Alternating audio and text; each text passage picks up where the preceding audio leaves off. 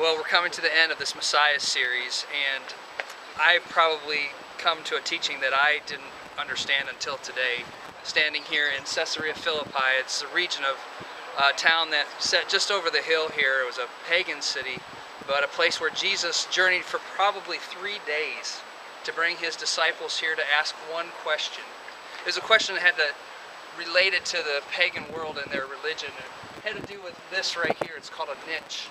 And on this niche, people would come and they'd lay their idols and declare their God. They would put an idol of Pan or a Methuselah or whoever they decided was their family's God. They'd put that God right here.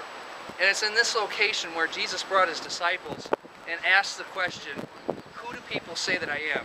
Let me read it for you from Matthew chapter 16, verse 13. When Jesus came to the region of Ceserea Philippi, he asked his disciples, who do people say the Son of Man is? They replied, some say John the Baptist, others say Elijah, and still others Jeremiah or one of the prophets. Then Jesus asked this, but what about you? Who do you say that I am? Simon Peter answered, you are the Christ, the Son of the living God.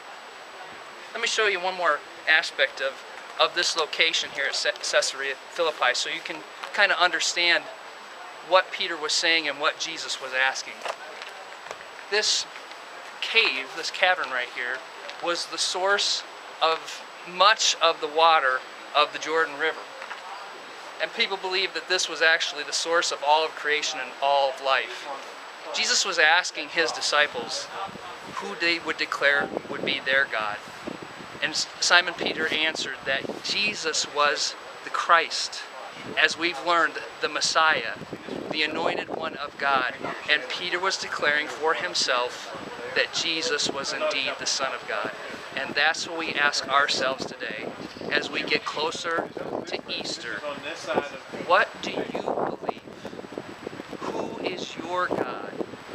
If Jesus asked you that question, how would you answer?